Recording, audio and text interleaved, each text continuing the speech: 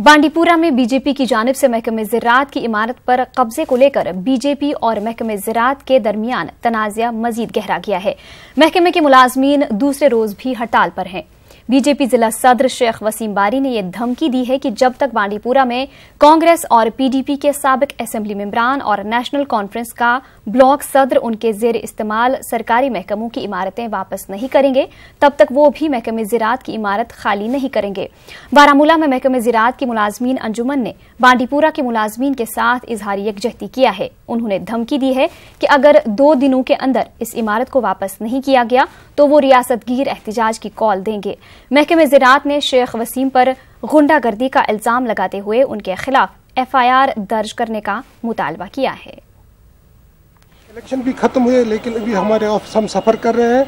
हम 3-4 ऑफिस एक ही कमरे में रह रहे हैं, फैब्रिकेटेड रूम है। हमें बड़ी प्रॉब्लम है और हमारा ऑफिशियल रिकॉर्ड है वो भी अनसेफ है, जिसके लिए हम गवर्नमेंट से इस्तदा करते हैं कि हमें अपनी ऑफिस की बिल्डिंग जल्दी वापस मिल जाए। नेशनल कॉन्फ्रेंस का ब्लॉक प्रेसिडेंट है, उसके पास भी बिल्डिंग है, 3 बिल्डिंगें हैं नेशनल कॉन्फ्रेंस के पास, 2 है पीडीपी के पास, हमारे प्रिय जो MLA साहब है उसके पास 4 बिल्डिंग है। जब वो खाली करेंगे मैं भी खाली करूंगा और मुझे ये सिक्योरिटी के लिए दिया है, मैं कहां बैठूं, मुझे थ्रेट है। ऑल इंडिया कांग्रेस कमेटी के मुआविन इंचार्ज सुधीर शर्मा का कहना है कि आइंदा पार्लिमानी इंतखाबात में कांग्रेस मुल्क में सबसे बड़ी पार्टी के तौर पर उभर कर आएगी। वो जम्मू में पार्टी की शहरी कमेटी की मीटिंग के बाद मीडिया से बात कर रहे थे। उन्होंने कहा कि पार्टी जम्मू कश्मीर में भी अगली सरकार तश्कील देगी। उन्होंने वर्करों से कहा कि वो इंतखाबात के लिए तैयार हो जाएं। सर्जिकल स्ट्राइक का तज़किरा करते हुए सुधीर शर्मा ने कहा कि ऐसे मामलात को अवामी फोरमों में नहीं डाला जाना चाहिए था। उन्होंने दावा किया कि कांग्रेस के दौर में भी ऐसी कई सर्जिकल स्ट्राइक्स की गईं, लेकिन उनकी तशहीर नहीं की गई। सिक्योरिटी जो है एक बड़ा सीक्रेट और इंटरनल मैटर रहता है डिफेंस का, लेकिन अगर देश का प्रधानमंत्री ही उसको बनाने लग जाए, और ये कौन नहीं जानता कि पहले भी इस तरह की स्ट्राइक्स हुई हैं, लेकिन उनको इस तरह से पब्लिक कर देना और कि हमने ये किया है, इतने लोग मार दिए हैं, मैं समझता हूँ इससे और ज़्यादा जो है माहौल बिगड़ता है, जो बिगड़ा है पिछले इन 5 वर्षों में कश्मीर के अंदर। ठीक है, सर्जिकल स्ट्राइक हुई है, पहले भी होती रही हैं, आगे भी होंगी, लेकिन जिस तरह से पेश उसको प्रधानमंत्री जी ने किया है वो तरीका सही नहीं है। बीजेपी के रियासती नायब सदर सोफी मोहम्मद यूसुफ ने कहा है कि इलाकाई जमातें महज इक़्तिदार की लालच में जल्द इंतखाबात कराने का मुतालबा कर रहे हैं। अनंतनाग के वेल नागबल पहलगाम में पार्टी कारकुनों के एक इज्तिमा से खिताब के बाद सोफी यूसुफ ने इन बातों का इजहार किया। उन्होंने PDP और NC को असेंबली इंतखाबात का भी बायकॉट करने का चैलेंज किया। सोफी यूसुफ ने कहा कि बीजेपी आइंदा इंतखाबात में कश्मीर में अच्छी कारकर्दगी का मुजाहरा करेगी।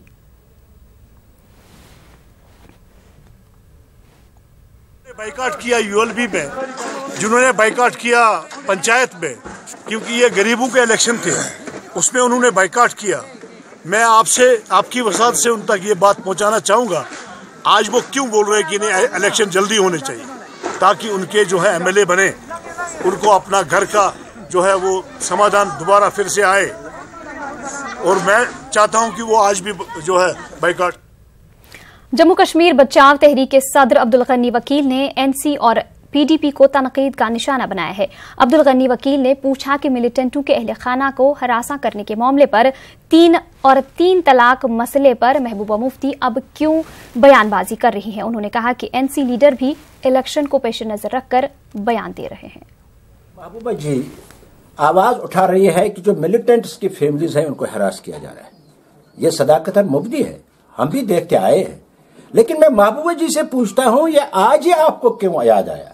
सबसे पहले जो मिलिटेंट्स की फैमिलीज को हिरास किया गया, खौफजदा किया गया, वो महबूबा जी आपके वक्त में किया गया। आज आप आउट ऑफ पावर हो इसलिए आवाज उठा रही हो। मैं आपसे पूछना चाहता हूं, आज आप ट्रिपल तलाक की भी बात कर रहे हो, लेकिन जब आप चीफ मिनिस्टर थी, बीजेपी के साथ आपका गठजोड़ था, उनके सपोर्ट से आप चीफ मिनिस्टर थी, तो आपने कभी ट्रिपल तलाक की बात नहीं उठाई, आपने कभी लिंचिंग की बात नहीं उठाई, बल्कि आज आप इसलिए उठा रहे हो क्योंकि आप आउट ऑफ पावर हो। यह आपकी बात नहीं है, यह हाल नेशनल कॉन्फ्रेंस का भी है। जब नेशनल कॉन्फ्रेंस हो, PDP हो, जब ये आउट ऑफ पावर होते हैं एक बात कहते हैं, जब आउट से बाहर आउट ऑफ पावर होते हैं एक बात कहते हैं, जब पावर में होते हैं दूसरी बात कहते हैं। यह हम देखते आए हैं। आज जिस तरह नेशनल कॉन्फ्रेंस बड़ी अटानमी की बात कर रहे हैं, लेकिन जब पावर में होते हैं अटानमी पर। वादी कश्मीर के मुख्तलिफ मकामात पर ताज़ा बर्फबारी और बारिश हुई है। बारामूला में भी रवां साल की पहली बर्फबारी हुई है। बालाई इलाकों में ज्यादा बर्फबारी हुई है। मैदानी इलाकों में औसत बर्फ पड़ी है। बर्फबारी के साथ ही पारा नीचे आ गया है। इस दौरान मामूलात जिंदगी मुतासिर हुए हैं। कई मकामात पर ट्रैफिक जैम भी देखा गया। दूसरी जानिब इस बर्फबारी से काश्तकार काफी खुश नजर आ रहे हैं। ऐसा माना जा रहा है कि इस वक्त होने वाली बर्फबारी बागबानी और ज़री शोबे के लिए अच्छी साबित होती है। जिला कुलगाम के बेशतर पहाड़ी और मैदानी इलाकों में आज बर्फबारी हुई। जिला के दूर उफ्तादा इलाके दमहाल हांजीपुरा, सयाहती मकाम अहराबल और दीगर मकामात पर भी बर्फबारी हुई। वहीं कुपवाड़ा जिला में बर्फबारी से अवाम ने राहत की सांस ली है। ताहम बर्फबारी की वजह से पानी और बिजली की अदम दस्तयाबी का मसला भी पैदा हो गया है। कई इलाकों में बिजली की लाइनें कट होकर रह गई हैं। टंगडार, मच्छिल और केरन सड़क राबिते बंद कर दिए गए हैं।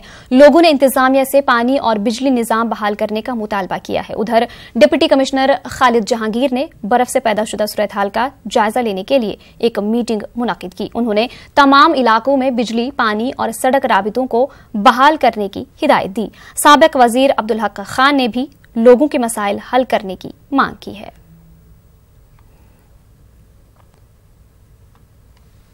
फायदेमंद है, हर लिहाज से मुफीद है, क्योंकि जो हार्टिकल्चर है, एग्रीकल्चर है, इससे इसको फायदा है।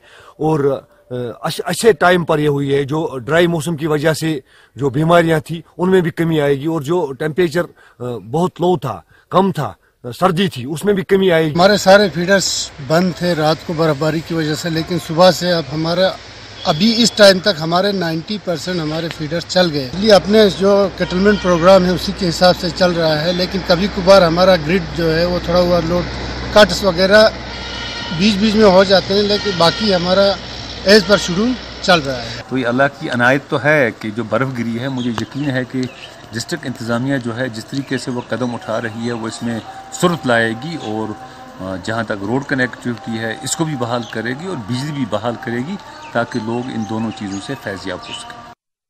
उधर बांडीपुरा के सरहदी इलाके गुरेज में भी दौरान शब से ही बर्फबारी का सिलसिला जारी है। ताज़ा बर्फबारी के बाद बांडीपुरा गुरेज सड़क बंद हो गई है। इंतजामिया का कहना है कि गुरेज में ग़िज़ाई अजनास का वाफिर स्टॉक मौजूद है। एसडीएम गुरेज मोहम्मद रफीक लोन ने बर्फानी तोदे गिरने के खदशे को लेकर लोगों को चलने फिरने में एहतियात बरतने की अपील की है।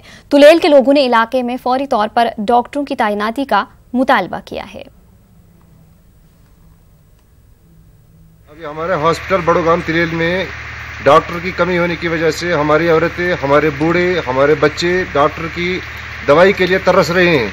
जो कि हमारे हॉस्पिटल में डॉक्टर नहीं है, कोई नर्स नहीं है, पैरामेडिकल स्टाफ है, 3-4 बंदे हैं जो खासकर बेचारे दवाई देने के काबिल तो क्या इंजेक्शन करने के काबिल भी नहीं है।